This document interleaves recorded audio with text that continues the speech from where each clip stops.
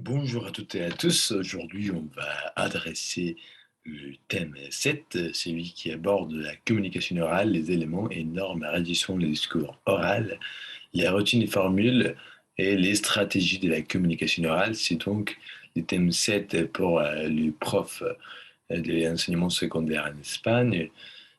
Ça existe aussi dans les... Je ne sais plus quel thème est, je le mettrai dans la description, le thème qui est aussi pour l'examen des profs de l'école officielle des langues. Donc, une fois ceci est dit, je vais partager l'écran comme toujours. Donc, juste une seconde, voilà, parfait. Thème 7, communication orale. Donc, c'est les thèmes qu'on va mettre comme précédent du thème 35, celui du texte dialogique, d'accord, de la structure dialogique, parce que, voilà, que l'été aborde la communication orale, les discours oraux, ce sont des thèmes qui vont ensemble. Donc, pas mal des contenus de ce thème vont être aussi présents dans le thème 35.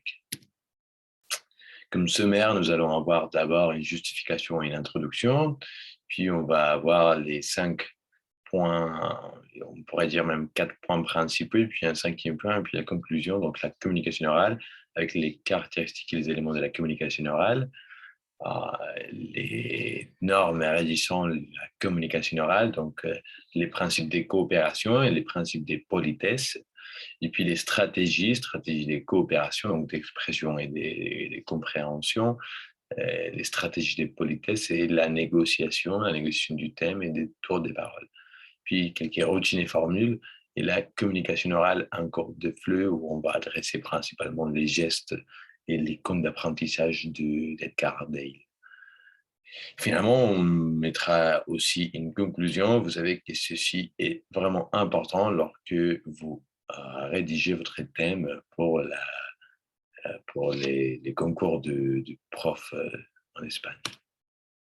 Donc, dans la justification, tout d'abord, il faut dire que ce thème est totalement important et pertinent parce qu'il s'adresse à la pragmatique et à la communication orale, ce qui est une compétence, une composante de la compétence communicative, objectif posé par les CSRL et par les textes en vigueur, puisqu'il s'adresse aussi à la production et à la compréhension orale, tel que le fait les CSRL. Dans l'introduction, on parlera aussi un peu chronologiquement, ce qui a été l'histoire des recherches dans la linguistique et dans l'enseignement. Donc, on va passer à un moment donné dans les années 70 de l'écrit, d'accord, donc ce qui était l'enseignement des langues, l'apprentissage des langues traditionnelles, la méthodologie traditionnelle des traductions, vers l'oral avec les nouvelles méthodes comme la méthodologie audiovisuelle, audio-orale, la méthodologie directe, etc. Et puis, quelques clichés de l'oral et de l'écrit qu'on va dévoiler, comme par exemple, l'oral est informel et familier, alors que l'écrit, normalement, il est plutôt soutenu. On va parler aussi que l'oral est instantané, alors que l'écrit est plutôt réfléchi et comprend un délai de temps. D'accord? Donc, aussi des choses qu'on a adressées dans le thème 8, celui de la pardon, de la communication écrite. Dans l'introduction, on pourrait donc l'aborder avec les mêmes idées. Alors, la communication orale, on va rentrer dans les détails. On a des caractéristiques propres à la communication orale. Donc, on a d'abord les scories, les fatèmes et les régulateurs. Qu'est-ce que c'est ça? Alors, les scories, c'est quand on se reprend, quand on se trompe et qu'on reformule, d'accord? Donc, c'est toutes ces interjections, ce sont des scories.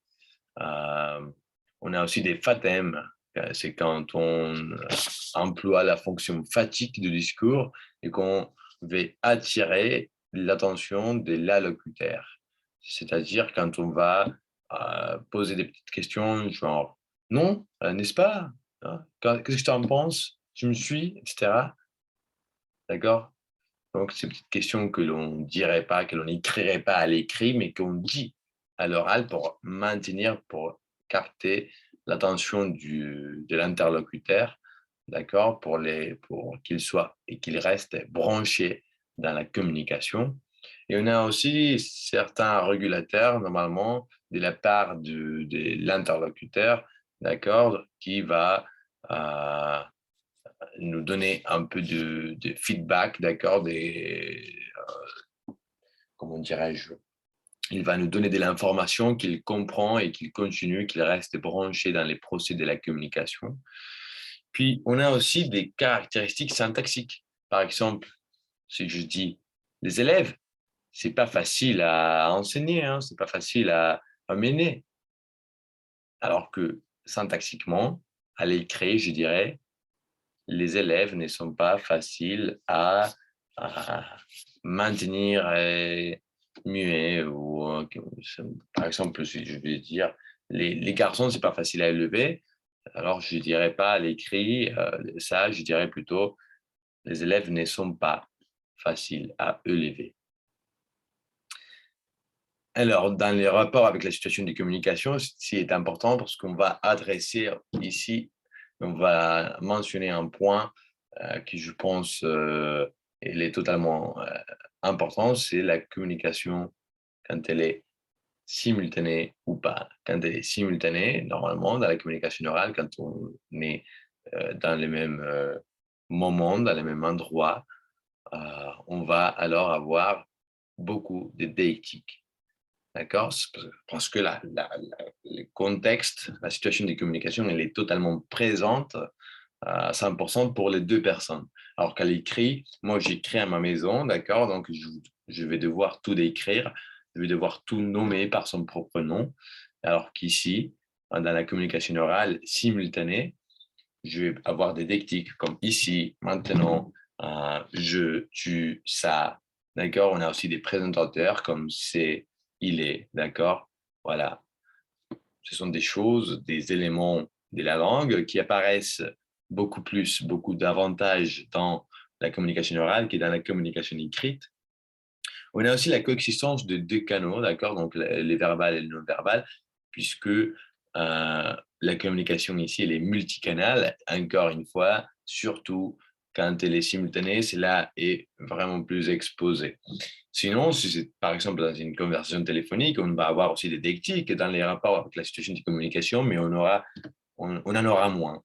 Et dans la coexistence verbale et non verbale, euh, dans une conversation téléphonique, on ne va pas faire beaucoup de gestes parce que ça n'a pas de sens, l'autre personne ne nous voit pas. Mais par contre, on pourra faire des petits changements de ton de voix, d'accord, ce qui relève pas de la proxémique ni de la kinésique, mais du paralangage, d'accord, les changements de ton, les changements des vitesses quand je parle, etc., les pauses, etc. Voilà, ça, c'est les non-verbales qui apparaît aussi, qui est très présent dans la communication orale, ce qui n'est pas du tout présent à l'écrit. Et puis, on a certaines simplifications de la langue. Dans les cas du français, et on observe l'absence du ne dans la négation. D'accord? Donc, je dirais je sais pas ou je sais pas. Alors qu'à l'écrit, on écrirait je ne sais pas. Voilà. Voilà pour les caractéristiques. Donc, les éléments, on va encore répéter l'acte communicatif. Qu'est-ce qu'un acte communicatif? On a un sujet parlant, d'accord, un sujet produisant de la parole, d'accord, d'un texte, un discours. On a un sujet interprétant, les deux ont des rapports entre eux. Il y a une relation interpersonnelle, ce qui est très important, qu'on verra encore dans le point numéro 3. Et donc, on va parler aussi du schéma jacobsonien, d'accord? Vous vous rappelez les schémas Jacobson que vous avez tout le monde appris à l'école. Il y a un émetteur et un récepteur, un receveur, pardon, qui va déchiffrer le message qui est écrit dans un code et qui, tout ça, est dans un contexte. Alors, ce schéma a été complété par Sophie Moirant en 1982. Je vous le mets ici. Donc, on a les locuteurs qui intervient avec des intentions et qui écrit, qui émet, qui parle, qui produit un discours, alors que l'interlocuteur, il va produire, il va faire des hypothèses et il a des projections sur qu'il reçoit du discours et c'est le discours fait, d'accord, le discours fait un effet, produit un effet dans les locuteurs. Par exemple, je dis j'ai froid, le locuteur va comprendre l'effet, c'est qu'il va fermer la fenêtre. Chacun s'est fait des représentations de l'autre, d'accord? On va parler d'un référent, c'est de quoi on parle. On a une fonction, et c'est pourquoi est-ce qu'on veut dire ça, pourquoi est-ce que je dis que j'ai froid, c'est parce que je vais produire l'effet qu'il comprenne que je veux qu'il ferme la fenêtre. Et puis, chacun des deux interlocuteurs va avoir un statut, un rôle, une attitude, un groupe d'appartenance, un groupe des conférences et certaines conditions, d'accord? C'est tous ces blocs-là que chacun des interlocuteurs va avoir en lui et va aussi donner ces informations à son interlocuteur. Et puis, c'est les contextes, c'est où, quand et pourquoi faire, quand est-ce que je parle, où, d'accord? C'est les contextes. Dans les normes régissant le discours oral, on va d'abord parler des H.P. Chris, qui a écrit son article très renommé Logic and Conversation en 1975, où elle va parler des 4 maximes qui vont toujours se respecter partout, dans toute conversation, donc des maximes universelles, quelle que soit la culture et la langue. On va avoir des maximes des quantités, donc ça veut dire qu'on va respecter la maxime des quantités par rapport à combien d'informations est-ce que je dois donner, d'accord? On ne doit pas donner trop d'informations, ni trop peu d'informations non plus.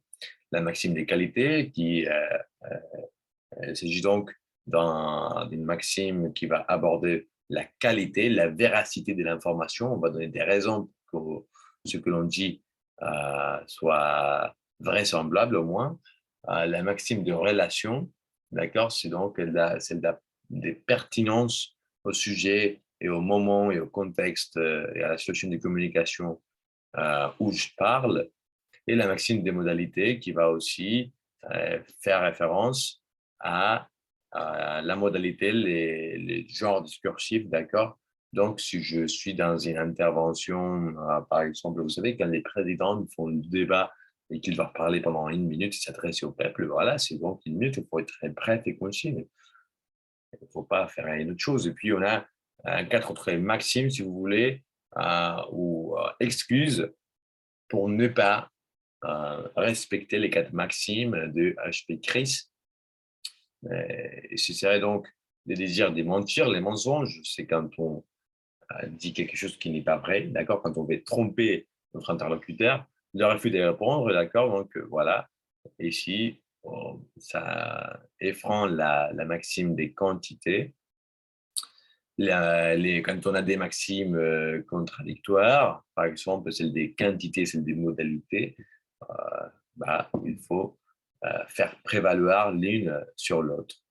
Et puis, quand on veut remarquer un contenu implicite qui a été déjà dit, on va alors ne pas répondre et prendre une maxime pour que l'autre personne comprenne que le contenu a été déjà dit et que c'est donc un contenu implicite. Non, on a cette phrase, c'est celui qui tait, voilà, celui qui se tait, c'est parce qu'il a quelque chose à cacher, non, c'est parce qu'il a déjà tout dit.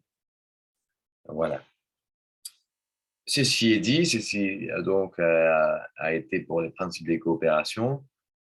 Imaginez qu'on a le cas de mon ami, d'accord, qui porte une robe nouvelle et qui me demande si cette robe lui va bien. Moi, j'affirme alors, même si je ne le pense pas, d'accord, je ne pense pas que cette robe lui aille bien, mais je lui dis oui, oui, ça te va très bien. Et je n'ai pas l'intention, je n'ai pas le désir de mentir mon ami, je n'ai pas le désir de la tromper, mais par contre, je lui dis que cette robe lui va bien par politesse. On va voir ce qu'est la politesse. Donc, on a des normes régissant le discours oral. 2.2, les principes des politesses. Alors, tout d'abord, on va donner quelques définitions. Qu'est-ce qu'est la politesse? Alors, la politesse, pour certains auteurs, comme pour Kebra Torrecchioni, Il me manque un tiret. C'est donc les principes opérants pour que les contacts résultent et restent harmonieux. D'accord? C'est donc un contact entre deux personnes. Il faut que ces contacts soient totalement harmonieux. D'accord? Il ne faut pas confronter l'autre personne pour dire la vérité. Ce sont donc aussi des normes de politesse qui agissent, même si c'est un peu culturel, ça agit aussi dans toutes les cultures d'une manière ou d'une autre. Pour Leach, en 1983, dans son article, pardon, dans son essai Principles of Pragmatics, Londres, dans l'édition Lockman, les politesses est un principe opérant, exerçant, d'accord? C'est quelque chose qui opère, qui agit dans la communication.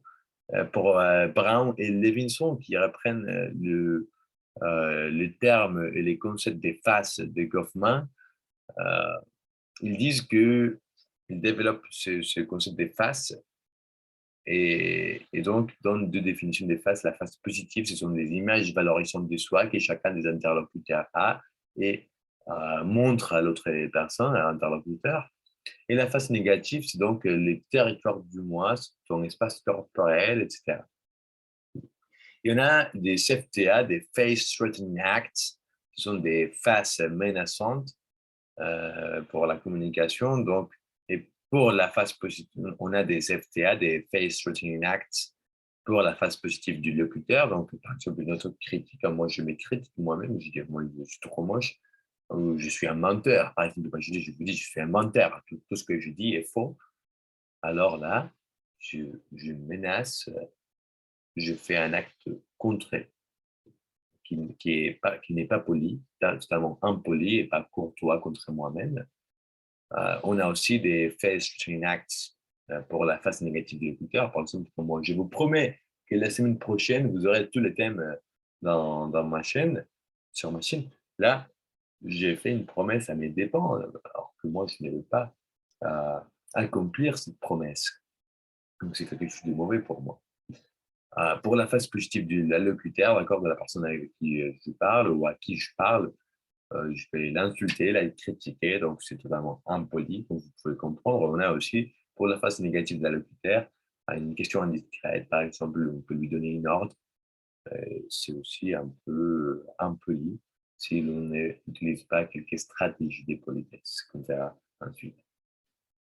Pour la politesse, pour Kepra et Kioni, c'est le désir de maintenir les faces de Goffman et de Brown et Levinson. Donc, cette face positive et négative, il faut les maintenir. Il faut atténuer ou éviter les FTA. D'accord? On a la politesse négative, c'est donc une politesse abstentionniste ou réparatrice. D'accord? Quand on verra des stratégies pour ce type de politesse. On a des politesses positives, donc productionnistes, comme par exemple un compliment, un cadeau. Pour les locutaires, la politesse négative consiste à ne pas s'autodégrader, d'accord, à ne pas dire des choses mauvaises sur lui-même. Et la positive est mal vue, parce que si moi je dis, mais je suis trop beau, je parle trop bien le français, je suis très intelligent, même si moi je me fais des compliments moi-même, au final, le résultat est totalement inverse, puisque est totalement mal vu culturellement. La dimension sociale de la communication exerce aussi un pouvoir énorme, d'accord? Donc, c'est, pardon, parce que, comme je disais, on, on va avoir donc des contraintes entre les principes des politesses et les principes des coopérations d'esprit de crise. Alors, si on continue, voilà. On a des stratégies de la communication orale et pour l'injure relationnelle, quand ce que l'on veut, c'est la communication fluide, mais où le but est de maintenir une bonne relation avec l'autre personne, c'est qu'il est totalement normal dans les conversations quotidiennes. On utilise surtout des stratégies de politesse. Par exemple, la politesse négative, on a deux types de politesse négative, donc la prévention, d'accord.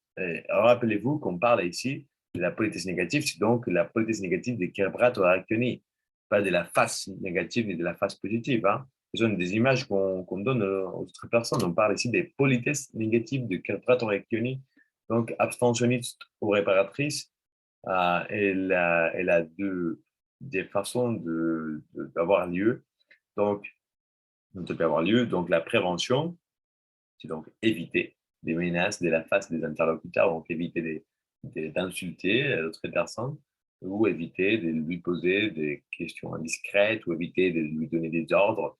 Et on a aussi, pour ce faire, parfois on utilise des stratégies d'atténuation où on parle aussi d'adoucisseurs, d'après les termes des chiropracteurs cliniques, où on a des adoucisseurs non verbaux, par exemple un sourire, un clin d'œil, etc.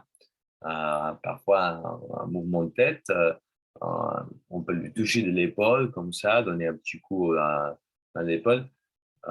Et on a aussi des verbaux, d'accord? Par exemple, une formulation indirecte des questions, d'accord? On pourrait reformuler la phrase pour ne pas poser une question directe, mais indirectement. Euh, L'imparfaite politesse. On a aussi les conditionnels, les minimisateurs, comme je voulais juste savoir si tu viendras demain. Alors que ça, c'est un minimisateur, une formulation indirecte des questions. Alors que je dis, est-ce que tu viens demain? C'est beaucoup plus direct et moins poli. Et ça pourrait mener à un futur de conflit. On a aussi des excuses, la litote, les euphémismes, etc. Et on a aussi la politesse positive, d'accord? Toujours avec l'allocuteur, parce que, encore, la politesse positive avec moi-même, c'est mal vu.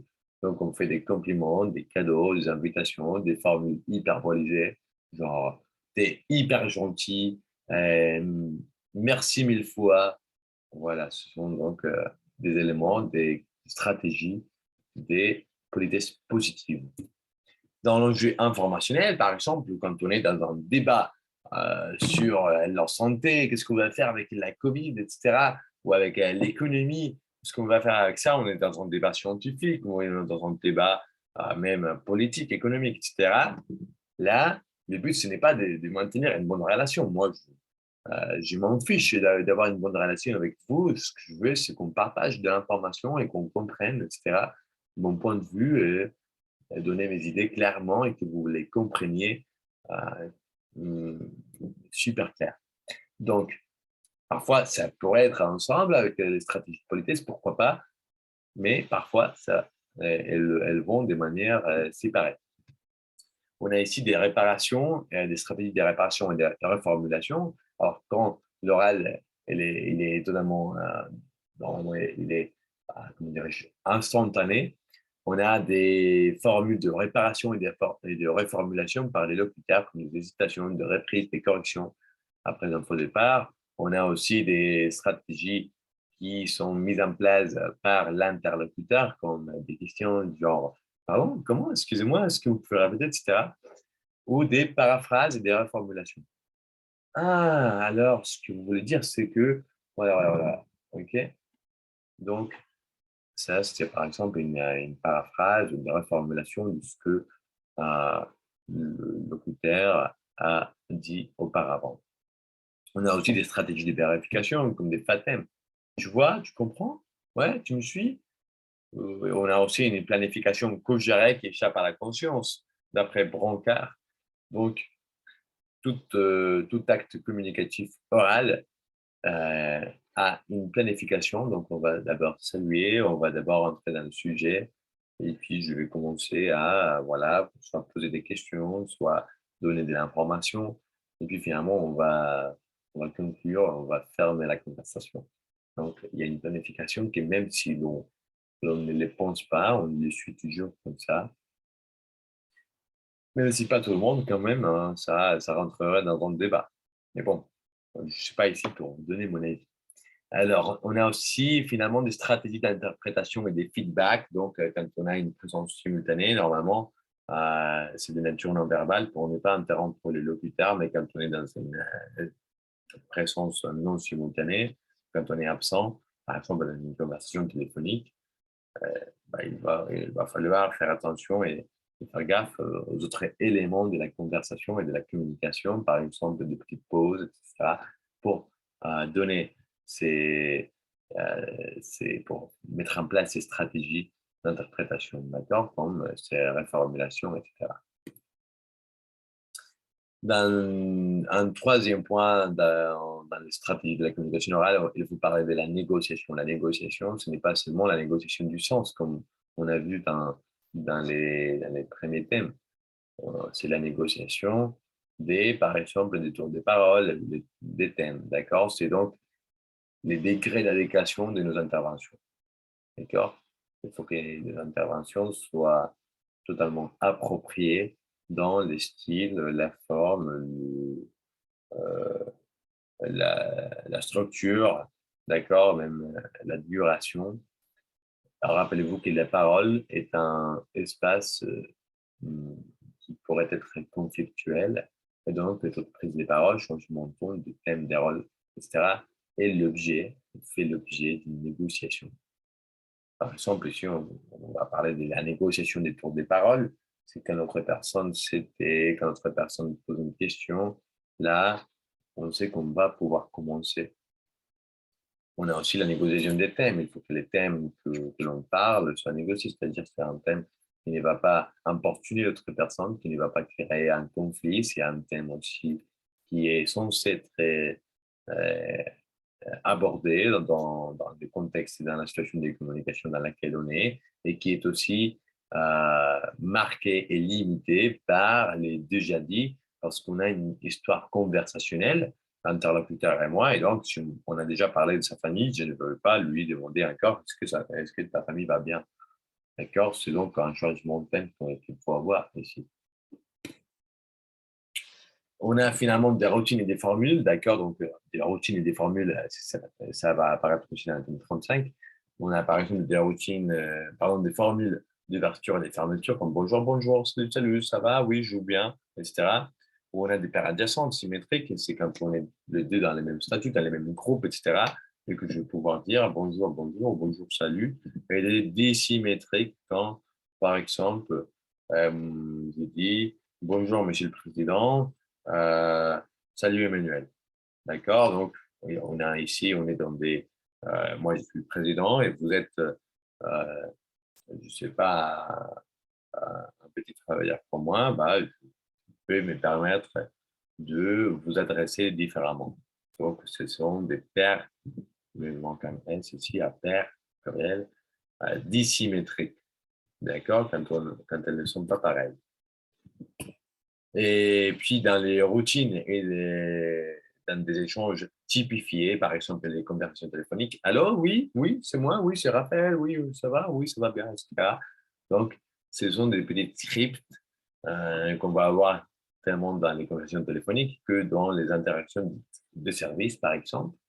Comme, bonjour, que vous faites-vous? Moi, je vais prendre le steak haché. Merci. Voilà. Ce sont des scripts quand quelqu'un va te donner une chose, vous dites merci, vous ne dites pas ah, mais c'est très bien. Non, vous dites merci. Voilà, ce sont des scripts, ce sont des choses qu'on ne peut pas changer. Et puis, dans des routines, dans certaines macro-fonctions, comme pour s'excuser, on a des routines, pardon, excusez-moi, etc., ou pour exprimer son accord. D'accord, oui, je comprends, etc., oui, je vois bien. OK. Donc, ce sont des routines que l'on a pour certaines macro-fonctions du langage. Finalement, dans la communication orale, un cours de feu, il faut parler de l'oralité dans la classe. L'oralité est d'abord celle du prof et celle des élèves qu'il faut pousser un maximum parce que, comme on a vu dans l'introduction, l'oralité est de plus en plus présente et, et désirée dans les cours de langue étrangère et donc aussi dans les cours de FLE. Il faudrait aussi parler ici du geste, d'accord, du non-verbal. Le geste qui va être d'une façon communicative, qui va avoir un rôle communicatif. Nous parlons en français que nos élèves ne comprennent pas très bien, il faut qu'on s'appuie sur les gestes. D'accord? Je vais dire une maison et qu'ils ne comprennent pas, je vais faire comme ça un peu des maisons. Et puis aussi les gestes même visuels et du visage euh, vont aussi permettre à les apprenants de mieux comprendre. Vous savez que c'est beaucoup plus facile à comprendre un texte, que ce soit en langue maternelle ou en langue étrangère, quand on est capable de lire les lèvres de la personne qui parle. Ça nous aide beaucoup. Donc, il faut forcer un peu ces gestes aussi de la communication orale dans les cours des FLE en ce qui concerne les rôles de la communication orale de la part des profs. Et puis, de la part des élèves, il faut aussi la pousser les maximum sans, euh, sans donner une notion ou une sensation de honte. D'accord? Donc, pour ce faire, on pourrait faire des jeux de rôle, par exemple, ou des dramatisations. Et finalement, il faudrait aussi, pourquoi pas, ajouter les contes d'apprentissage d'Edgar Dale, pardon. Euh, et on a ici cette petite citation de Confucius qui dit: Je vois et j'oublie, j'entends et je retiens, je fais et je comprends. Donc, quand nous lisons, nous entendons quelque chose, ou que nous voyons quelque chose, on comprend et on retient un maximum à 30%. Euh, ou à 50% si vous voulez ensemble. Mais quand on dit quelque chose, quand c'est nous qui produisons le message, comme moi je le fais moi-même ici dans ces vidéos, euh, je vais mieux retenir ce que je dis. Et quand ce que je dis et que je le fais, d'accord, on retient beaucoup plus. Donc les gestes aussi vont accompagner aussi ce que l'on dit. D'accord? Si moi, je dis, je vais manger des spaghettis, moi, je comprends que spaghetti, voilà, je le fais tout. Donc, moi, je vais mieux retenir le mot spaghetti. Et moi, j'essaie de les gestualiser. C'est pour ça qu'on pourrait faire des jeux comme les tabous aussi, ou des dramatisations, comme je dis auparavant. Finalement, la conclusion, c'est que vous attendez le plus, c'est donc parler ici que la communication et donc les communications orales, en ce qui nous concerne dans le thème 7, elle est beaucoup plus complexe que l'on ne le pense pas. Et on a des normes et des principes qu'il faut respecter et que ces normes et ces principes peuvent même varier dépendant des enjeux, si ce sont des enjeux relationnels ou informationnels que l'on prend. Et finalement, en fait, ces habiletés que l'on essaie à enseigner de la communication orale, les élèves, normalement, ils l'ont déjà acquise dans la langue maternelle. Je dis normalement parce que parfois, la négociation des tours de parole, les élèves clairement ne l'ont pas appris en langue maternelle. Donc, il faudrait aussi la pratiquer et l'enseigner en langue maternelle et langue étrangère. Mais bon, pour les restes de ce qui concerne la communication orale, ils comprennent très bien, par exemple, la négociation des thèmes. Ils comprennent qu'il y a des thèmes qu'ils ne vont pas parler avec ses parents, etc. Alors qu'ils savent très bien négocier les thèmes, par exemple, ou utiliser des stratégies, des coopérations pour comprendre mieux ce qu'est leur copine, leur copain, leur fille. Voilà donc le thème 7. J'espère que vous avez tout bien compris. Je mettrai donc dans la description les numéros du thème pour les profs de l'école officielle des langues. C'est le même thème, mais c'est un autre numéro. Et donc, prochainement, finalement, le thème 35, qui est totalement similaire à celui-ci, le thème 7. À la prochaine. Au revoir.